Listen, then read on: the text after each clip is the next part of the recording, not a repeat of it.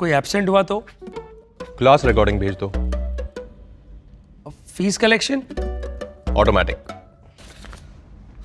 Marketing कैसे करेंगे?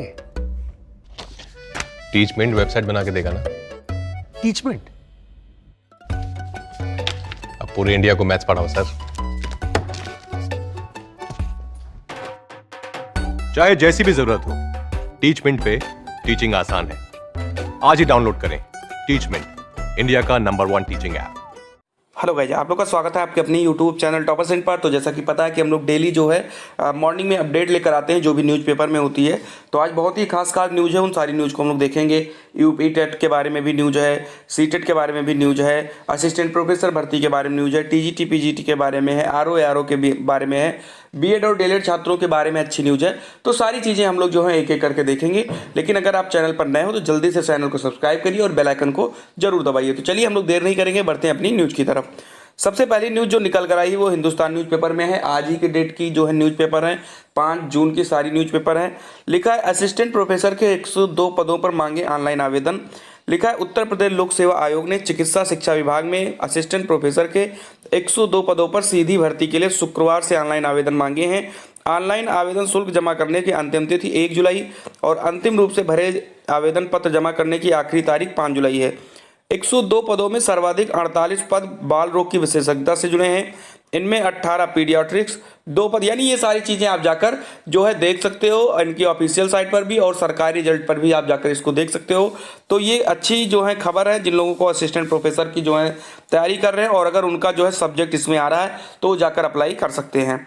बढ़ते हैं अगली न्यूज़ की तरफ। और अगली न्यूज़ जो है वो है कि जो नीट की परीक्षा है उसकी भी डेट जो है वो आगे बढ़ सकती है। क्या है न्यूज़ देखिए। 12वीं की बोर्ड परीक्षा के रद्द होने के बाद छात्रों की निगाहें अब NEET, national eligibility cum entrance test और जेई मेंस जैसी प्रतियोगी परीक्षाओं पर टिकी है।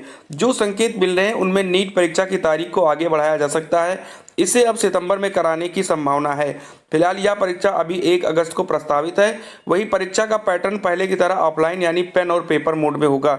एनटीए से जुड़े सूत्रों की माने तो नीट से पहले अब जुलाई और अगस्त में जेई मेंस के बचे 2 चरणों की परीक्षा कराने को लेकर चर्चा चल रही है। तो ये जेई और नीट की परीक्षा जो है ये भी टलने की जो है पूरी संभावना है। जिस प्रकार से देश में चीज़ें चल रही हैं, जिस प्रकार से कोविड केसेस हैं, जिस हिसाब से महामारी, उस हिसाब से ये है कि ये भी परीक्षा जो है टाली जा सकती है। अब बढ़ते हैं अगली न्यूज़ की तरफ। और ये जो है बीएड और डीएलएड छात्रों के लिए एक बहुत बड़ी खुशखबरी है। रीजन उसका क्या बनता है सुनिए, मैं आपको बता दूं। अभी 2 दिन पहले जो है केंद्र सरकार ने यानी कि जो है रमेश पोखरियाल निशंक जी ने बताया था कि जो सीटेट की जो वैलिडिटी है उसको अब 7 साल तक से बढ़ाकर लाइफ टाइम कर दिया गया है। ये रमेश पोखरियाल निशंक जी ने कहा था। लेकिन यूपी टेट पर जो है कोई भी फैसला नहीं आया था।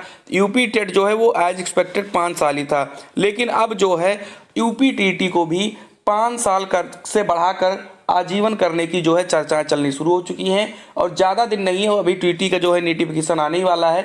हो सकता है तब तक ये भी जारी हो जाए कि जो यूपी टीटी का जो सर्टिफिकेट है उसको भी लाइफ टाइम कर दिया जाए। और इसमें खुशी की बात क्या है? खुशी की बात यही है कि जो बच्चे एक बार यूपी टीटी पास कर लेंगे उन्हें लाइफ टाइम जो है टीटी देने की आवश्यकता नहीं होगी और हर साल आपके 600 से 700 रुपये आपके बच जाएंगे। और जरूरी नहीं कि एक बार आपके अच्छे, हाँ, नंबर बढ़ाने के लिए आप चाहो तो पेपर दोबारा दे सकते हो। ऐसा नहीं कि आपको एक बार ही मौका मिलेगा, लेकिन आप बार बार पेपर नहीं देंगे जिससे भीड़ जो है वो भी कम हो जाएगी। आप यहाँ पर थोड़ा सा पढ़ लेते हैं न्यूज़ को। लिखा है कि केंद्र सरकार के बाद अब यूपी में अध्यापक पात्रता परीक्षा के प्रमाण पत्र को आजीवन मान्य करार देने की तैयारियां शुरू हो गई हैं। अभी तक यूपी में टीटी प्रमाण पत्र 5 वर्ष के लिए मान्य है। प्राइमरी व जूनियर स्कूलों यानी कक्षा 1 से 8 तक पढ़ाने के लिए टीटी अनिवार्य होता है। बेसिक शिक्षा राज्य मंत्री स्वतंत्र प्रभार डॉक्टर सतीश चंद्र द्विवेदी ने कहा है कि केंद्र सरकार ने छात्रों के हित में फैसला लिया है, हम भी इस दिशा में कदम उठाएंगे। ठीक है, ये सारी चीज़ें हैं। उसके बाद में अगर हम बात करें तो यहाँ पर जो है अमर उजाला न्यूज़पेपर में भी निकली है, बिल्कुल इसी से रिलेटेड न्यूज़ है। लिखा है टीटी आजीवन मान्य होने से कम होगी परीक्षा में भीड़। बिल्कुल सही बात है। अगर एक बार बच्चा टीटी पास हो जाएगा तो दोबारा पेपर देने की तरफ बहुत ही कम चांसेस रहेंगे, इसलिए भीड़ जो है वो भी कम हो जाएगा। लिखा है एक बार परीक्षा पास होने के बाद अभ्यर्थी दोबारा नहीं करेंगे आवेदन। टीटी परीक्षार्थियों में कम होगी प्रतिस्पर्धा। ये बिल्कुल सही चीज़ें हैं। और शिक्षक पात्रता परीक्षा में कम होंगे उम्मीदवार। तो ये सारी न्यूज़ अगर आपको पढ़नी है तो आप पढ़ सकते हो। जैसा कि यहाँ पर बताया गया है कि यूपी टीटी 2019 में 15 लाख आवेदन हुए थे। ठीक है, और अब की बार 19 के बाद में ना तो 20 में अभी यूपीटीटी का नोटिफिकेशन आया है और ना ही 21 वाला आया है। हालांकि जो 20 का नोटिफिकेशन है वो जून में आने की तैयारी है। तो अगर पिछली बार 15 लाख पड़े थे तो अब की बार चांसेस है कि 17 से 18 लाख फॉर्म पड़ेंगे। तो आप समझ सकते हो बेरोजगारी कैसी है और कैसी होड़ लगी होती है यूपीटीटी और सीटेट की परीक्षा को पास करने के लिए। तो ये हो गई इतनी न्यूज़। बढ़ते हैं आगे की तरफ। बाकी अगली न्यूज़ जो है वो टीजीटी पीजीटी को लेकर है। यहाँ पर लिखा है कि सहायता प्राप्त माध्यमिक विद्यालयों में प्रशिक्षित स्नातक टीजीटी और प्रवक्ता पीजीटी भर्ती 2016 में चयनित लेकिन तैनाती से वंचित शिक्षकों के लिए अच्छी खबर है। उत्तर प्रदेश माध्यमिक शिक्षा सेवा चयन बोर्ड अगले 2 सप्ताह में 70 से 80 शिक्षकों का समायोजन आदेश जारी करने की तैयारी में है। ये हालांकि उन लोगों के बारे में जो टीजीटी पीजीटी 2016 में अप्लाई किए थे, पास भी हो गए थे, लेकिन अभी तक उनको ज्वाइनिंग नहीं दी गई थी। लेकिन अगले हफ्ते जो है इन 70 से 80 शिक्षकों को जो है ज्वाइनिंग देने की तैयारी चल रही है। 15 जून के आसपास चयन बोर्ड की बैठक में समायोजन पर मुहर लगने की उम्मीद है। 100 से अधिक चयनित शिक्षक विभिन्न कारणों से पदभार ग्रहण नहीं कर सके हैं। किसी को अल्पसंख्यक विद्यालय आवंटित हो गया तो कहीं तदर्थ शिक्षक की तैनाती से समस्या आई। ये शिक्षक 6 महीने से अधिक समय से भटक रहे हैं। चयन बोर्ड ने जिला विद्यालय निरीक्षकों से समायोजन का प्रस्ताव भेजने का निर्देश दिया था। सूत्रों के अनुसार 70 से 80 शिक्षकों का प्रस्ताव प्राप्त हो चुका है और जल्द पदस्थान आदेश जारी होगा। ठीक है, पटरी पर लौटने लगा चयन बोर्ड का काम।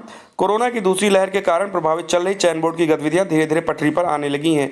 अध्यक्ष वीरेश कुमार तकरीबन साल भर बाद अगले सप्ताह चयन बोर्ड आने वाली माना जा रहा है कि टीजीटी पीजीटी 2021 की लिखित परीक्षा की तारीख भी जल्द घोषित हो सकती है। समीक्षा अधिकारी आरओ 2016 के तहत, तो यहाँ पर आप देख सकते हो कि 2021 के बारे में भी जो है न्यूज़ दी गई है और 2016 के बारे में भी टीजीटी पीजीटी के बारे में न्यूज़ दी गई है।